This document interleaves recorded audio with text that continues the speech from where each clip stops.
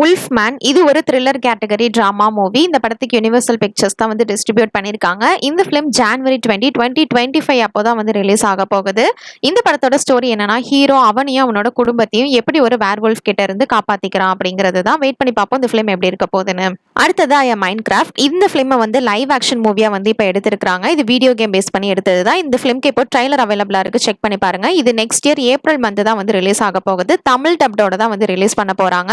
இது ஒரு adventure action category film. Warner pros pictures தான் இந்த படத்துக்கு டிஸ்ட்ரிபியூட் பண்ணிருக்காங்க. வெயிட் பண்ணி பார்ப்போம் இந்த ஃபிலிம் எப்படி இருக்க போகுதுன்னு. ஃபைனல் டெஸ்டினேஷன் 6 இது ஒரு horror category super natural movie. இந்த படத்துக்கு வார்னர் ப்ரோஸ் பிக்சர்ஸ் டிஸ்ட்ரிபியூட் பண்ணிருக்காங்க. 2025ல இந்த படம் ரிலீஸ் ஆக போகுது.